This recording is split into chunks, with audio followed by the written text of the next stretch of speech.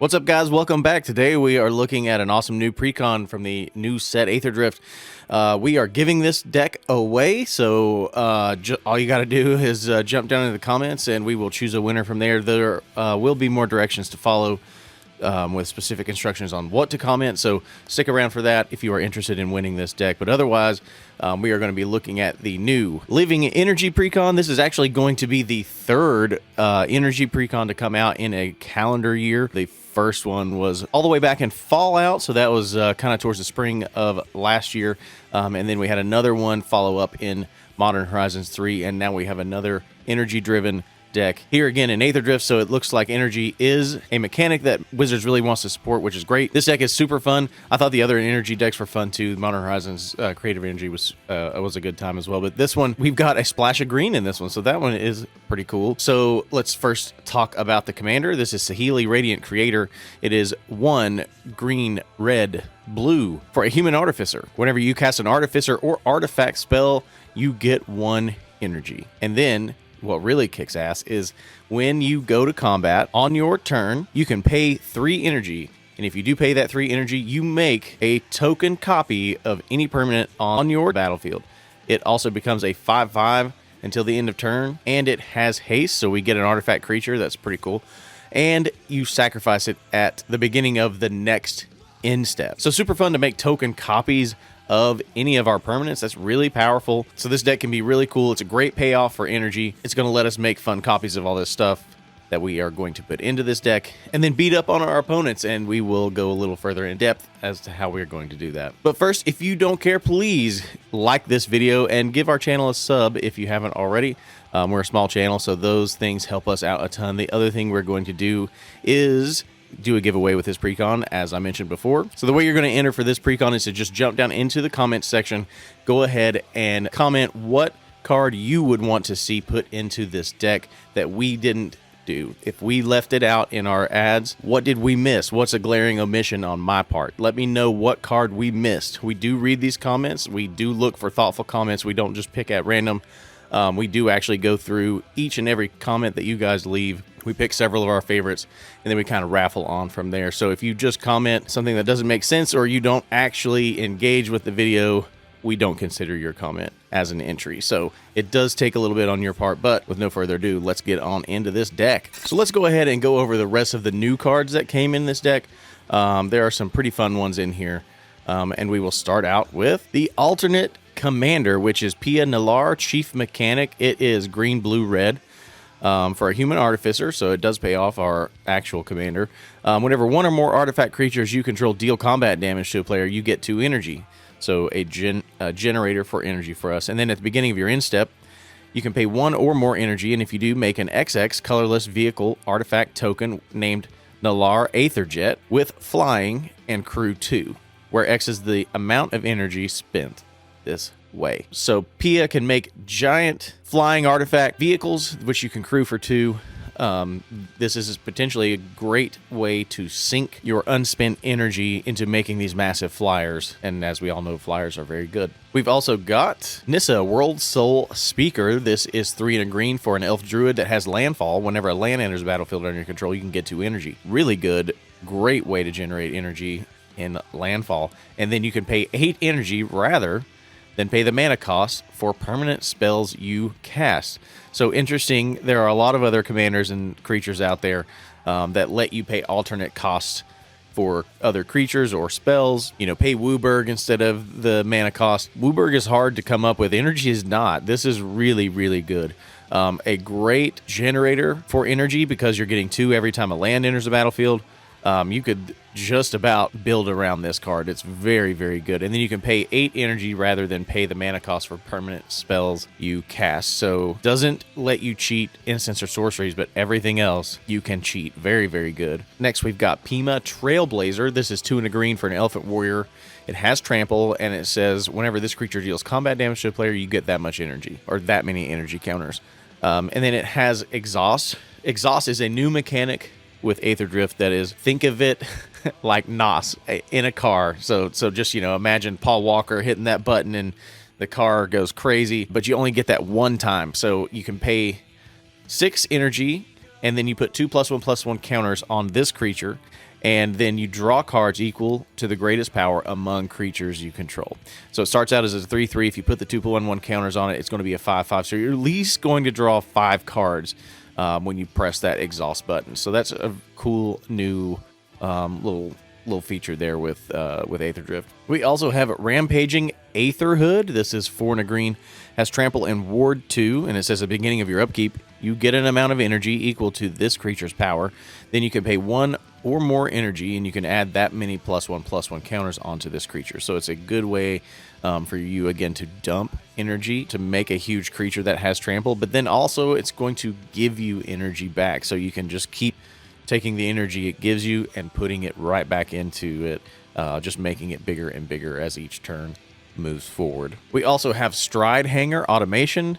This is 3 for an artifact creature construct. It says Thopters you control get +1/+1, and if 1 or more artifact tokens would be created under your control, those tokens plus an additional 1/1 colorless Thopter artifact creature token with flying are created instead. So this is an interesting one. It definitely cares about Thopters. It makes a ton of Thopters. It's very similar to like Academy Manufacturer, where if you would do this, then you do that plus this, just for Thopters instead of, foods. The cool thing about this one is it's anytime you make any artifact token. So if you make a food, you make a Thopter. If you make a treasure, you make a Thopter. So there are going to be other decks out there that really want this, that are going to pay off making artifacts. This deck actually doesn't make that many artifacts. It does make a few artifact creature tokens, but Stride Hanger Automation is definitely one that is kind of a head scratcher as an include, in my personal opinion. We also have Territorial Aethercat. So we've got some of this is reminiscent of Territorial Scythecat, things like that. So they've continued along with that. But this is a cat dragon for 4 red, has flying and haste. When it enters, you get 2 energy counters. Then you can pay 1 or more energy, and when you do, this creature deals that much damage to each other creature. So this can essentially become a board wipe depending on how much energy you pump into this and how big the other creatures on the battlefield are. But you can, at the end of the day, be the only one with a creature left after this creature ETB. So a good board wipe there. We've also got Adaptive Omni Tool. This is 2 for an artifact equipment, and it says equipped creature gets +1/+1 for each artifact you control. This can be really good in a ton of decks. A lot of decks are going to want this card. Whenever equipped creature attacks, you can look at the top 6 cards of your library. You may reveal an artifact card from among them and put them into your hand. Put the rest on the bottom of your library in a random order. It does have an equip cost of 3, but for what you're getting out of this, it's very good, especially in token-heavy decks, in artifact decks, in some Voltron decks that include a lot of artifacts. This is going to be really good. And, I mean, it gets +1/+1 for each artifact, so that's already huge. But then the ability to go into your deck with that card advantage and go get an artifact card is really good. Then we also have Aetherflux Conduit. This costs 6, but whenever you cast a spell, you get an amount of energy equal to the amount of mana spent to cast that spell. So you're essentially reimbursing yourself in energy for whatever mana you spend. So that's pretty good. And then you can tap it and pay 50 energy, which is crazy, but can be done. Draw 7 cards. You can cast any number of spells from your hand without paying their mana costs. This is kind of bananas. It's kind of like Aetherflux Reservoir, where you pay 50 life. This one is pay 50 energy. So kind of a spin off of that card. This one just doesn't one-shot opponents. This one just lets you essentially omniscience and just unload your entire hand, which is equally crazy, maybe even worse. Next, we've got Etheric Amplifier. This costs 3 for an artifact. You can tap it to add mana of any color. You can also pay 4 and tap it and choose 1, and you can only activate this as a sorcery. You can double the number of each kind of counter on a target permanent, or you can double the number of each kind of counter you have. So this one could be interesting in a few other decks. It could be interesting in a poison deck. It could be interesting in a +1/+1s deck. Those kinds of decks may want this, Voltron decks, etc. So that's it for the new cards. Let's go ahead and move into our additions and subtractions. So like I mentioned before, this deck is the 3rd energy precon we've gotten within the last calendar year.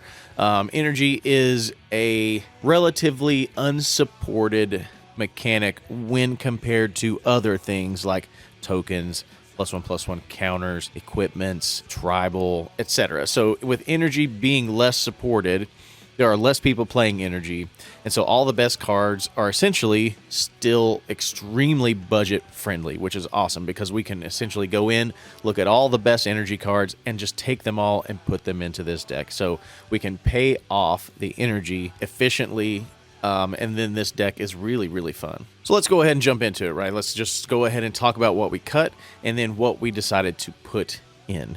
Today's video sponsor is Nerd Gear Gaming. With innovative original new products like the Playmat Sanctuary and the Commander Essentials Kit, Nerd Gear is for nerds by nerds. A newer company, they've had massively successful Kickstarter campaigns along with a #1 new release on Amazon. They've got lots of 5-star reviews, and the products speak for themselves, like life counters, dry erase tokens, spin downs, and various other products. Check out their website for some sweet deals, including an extra 5% off when you use our code Southern at checkout. And yes, that discount does stack with whatever other promotions they're running. You can also find them on Amazon with Prime shipping. Just search Nerd Gear or use the links in the description. So check out nerdgear.gg.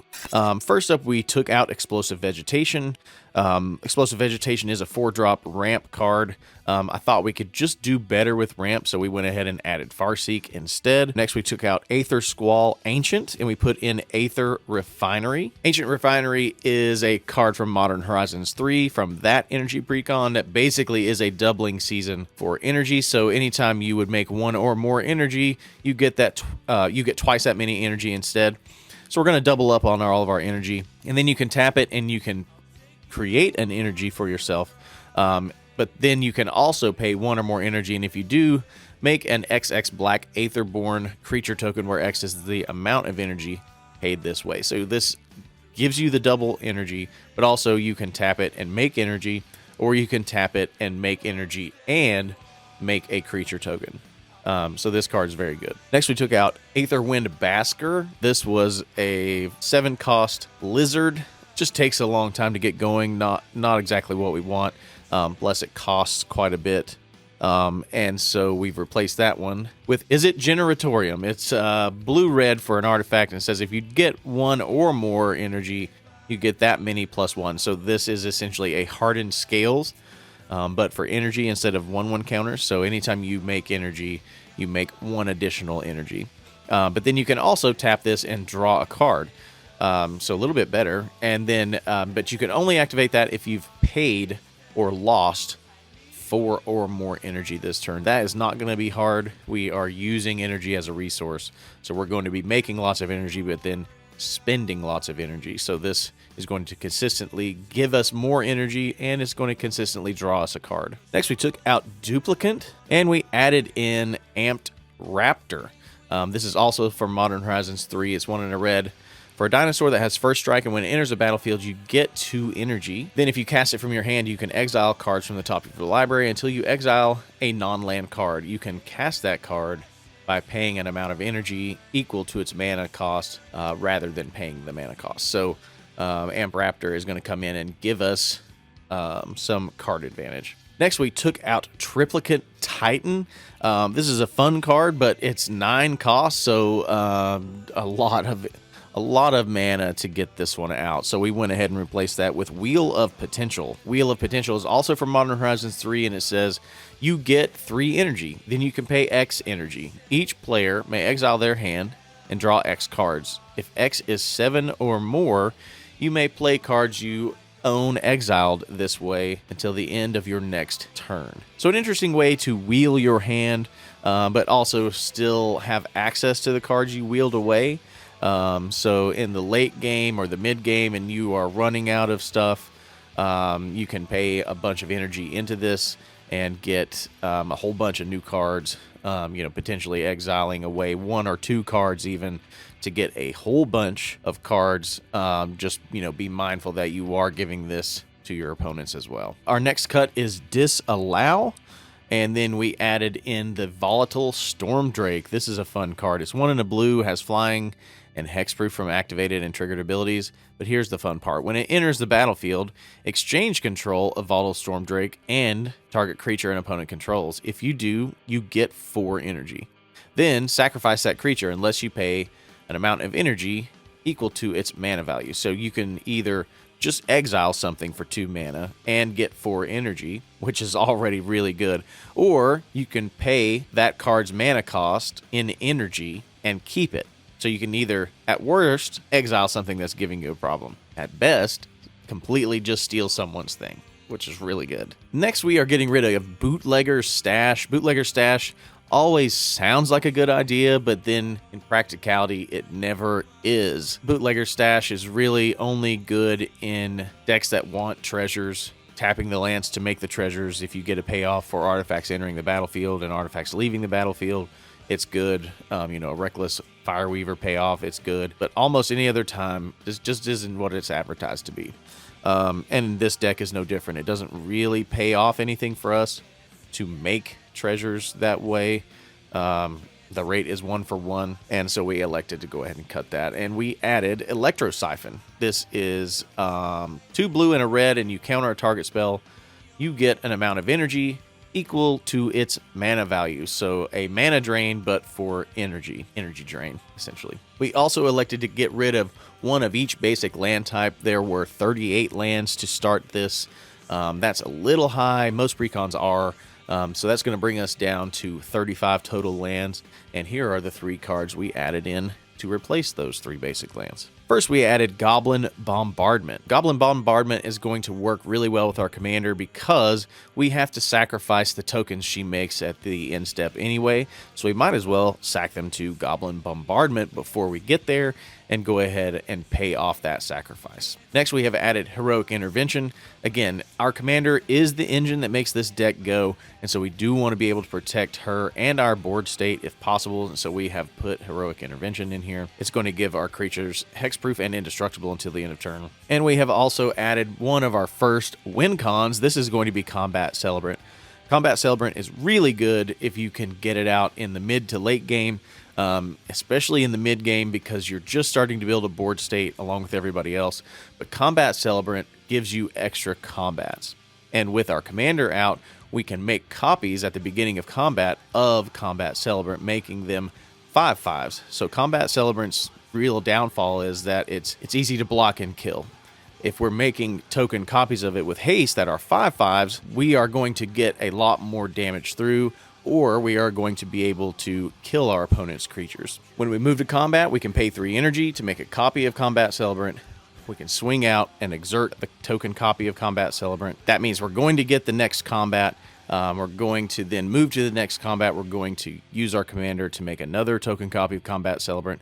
We're going to exert it, etc., etc. So each time we make the copy, it costs us 3 energy. So we're either going to run out of energy or we're going to end up clearing out the entire board for the most part, especially in the mid game. But a lot of our cards have attack payoffs that give us more energy.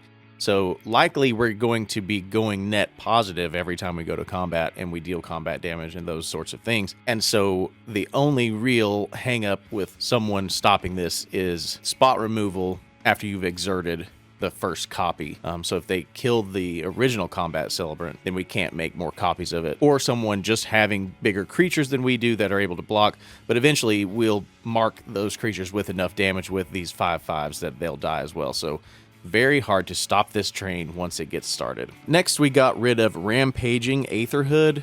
This was a new card, but it just takes a really long time to get going. The setup on it takes a minute. Buffing it up is nice, but essentially you're going to just get, 4, 5, 6 energy a turn, and you're waiting for the upkeep. We have a lot more efficient and better and more immediate ways to pay ourselves off for the energy or to create the energy. So we're going to go ahead and let that one go, but we're going to replace it with something really good. We're going to replace it with Gonti's Aetherheart. Gonti's Aetherheart is also going to be potentially one of our win cons. Gonti's Aetherheart is 6 colorless mana, and it says when it or another artifact enters a battlefield under your control, you get 2 energy. So it pays out energy, which is really good. And then you can also pay 8 energy.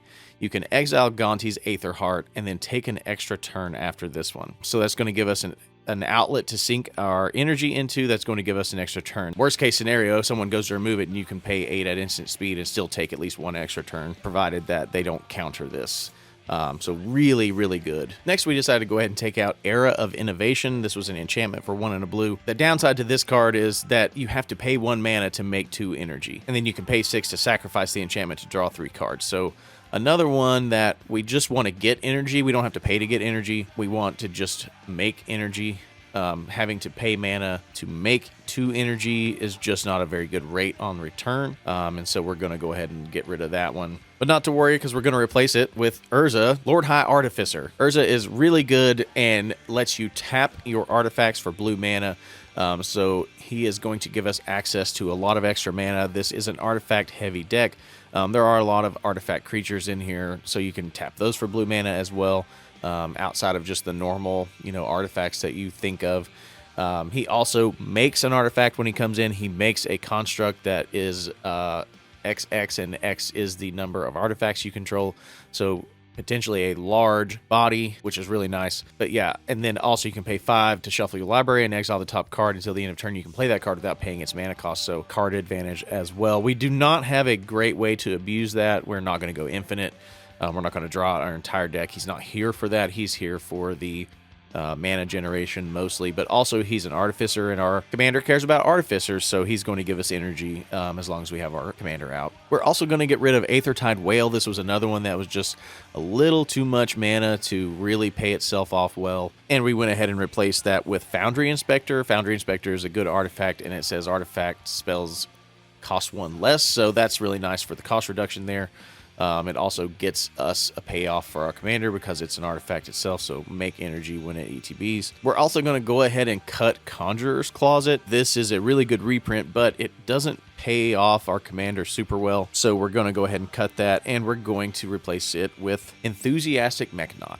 This is a blue and a red, and it has flying. It says artifact spells you cast cost 1 less to cast. We are also going to get rid of Attune with Ether, and we are going to replace that with a 3 visits. This is going to let us go get a land, so it's going to ramp us. Ramp is almost always a great idea. It thins your deck. It goes and lets you get lands that you need, and we are in green, so not utilizing green's biggest strength seemed like a waste to me. We're also going to get rid of the Planeswalker that came in this. That's the other Saheeli. Saheeli Sublime Artificer.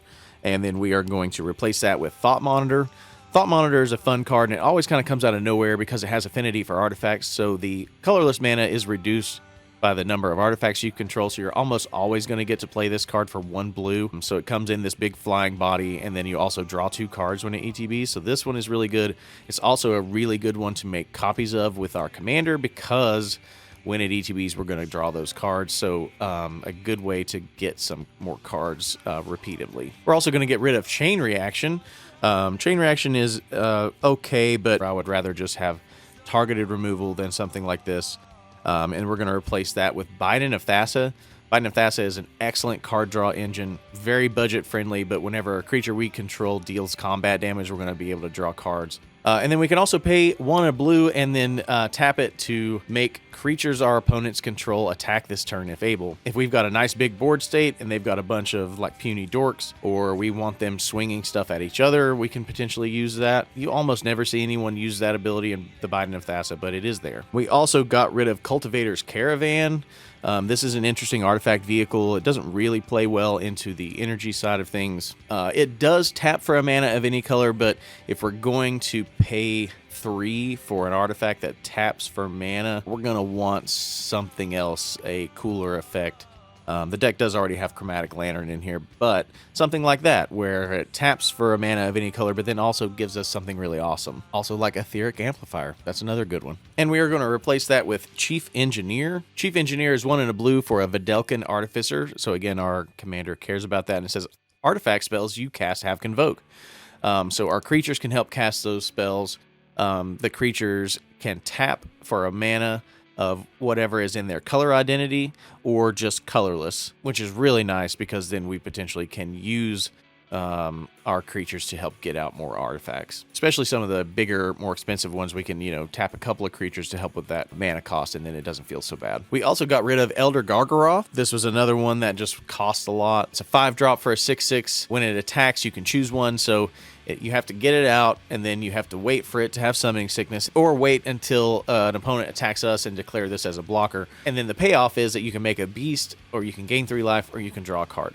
None of which are really good, given the rate and the conditions that need to be met here. And it doesn't really have anything to do with energy, so that's one of the other reasons we just went ahead and got rid of it. But we replaced that with End-Raze Forerunners. So this is probably the last win con for us in this deck. End-Raze Forerunners does cost 8 green mana, so it's a little expensive. It's a 7/7. It has Vigilance, Trample, and Haste. And when it enters a battlefield, other creatures you control get +2/+2 and gain Vigilance and Trample until the end of the turn. The reason this one is so good is because, again, Saheeli can make copies of it.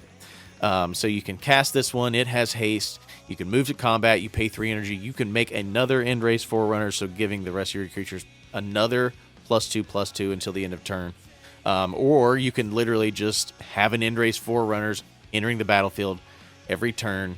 When you go to combat, your creatures are going to have Vigilance, Trample, and Haste, and +2/+2. So this can be something that's disgusting. Another really good option would be Craterhoof Behemoth. Craterhoof would have eaten up our whole budget, though, so that's why we went with the End-Raze Forerunners. But there are a few of those types of creatures that exist out there that you can, make a copy and get that ETB every single turn with our commander. And if no one stops us, we're going to just win the game. So again, just to run down our game closeouts, the cards that we're looking for to finish out a game are going to be something like the Combustible Gear Hulk. We're going to have the Aetherflux Conduit to draw bunches of cards. We're going to have Gonti's Aether Heart to take a bunch of extra turns. And then we're going to have Combat Celebrant. And we also have another card that's already in there called Lightning Runner. And that one is also a potential game finisher. It's a little more expensive than Combat Celebrant, but it has double strike and haste. And when it attacks, you get 2 energy, and then you can pay 8 energy. And if you do pay, untap all creatures you control. And after this phase, there's an additional combat phase. So you don't need your commander to make copies of this one in particular. You can just keep paying the 8 energy into it to get additional combat phases. The Combat Celebrant, you will need to make copies to be able to exert it, and then you get the extra combats this way. But both of these cards are going to give you ways to go to extra combat. So those are kind of the ways we're going to want to close out games. There are lots of great reprints in here. Go ahead and check out the deck list in the Moxfield link below. I'm not going to bore you with all of the running through all the reprints like we normally do and the lands and all that kind of stuff. We just wanted to go ahead and get this video out so you guys can get in on the contest. Again, let me know what we missed in the ads and or flubbed up in the cuts, and what you'd take out or what you'd put in. Drop that in the comments below. Please give this video a like, and please consider subscribing to the channel if you like this kind of content. That should be right over here for you. And then check out one of our other videos over here if you like this one. We're also going to be giving away the other Aetherdrift Precon deck. Shane is going to be doing the rundown on that one. We will have that one posted up soon as well, so you can enter into both of those. And then if you're international, you can still enter. We will probably just hit you guys up, do a gift card or something instead of actually mailing you the deck, depending on where you're at. International shipping is super expensive, so we will still hook you guys up, though. All right, everybody out there, stay warm. It's been freezing in here tonight. As you can tell, I've got on my hoodie out in the office. I am super hot-natured, but it's like 8 degrees outside, and it has been for a week, so go away cold. Give me back my summer weather. Everybody have an awesome night, and we'll talk to you in the next one. Bye!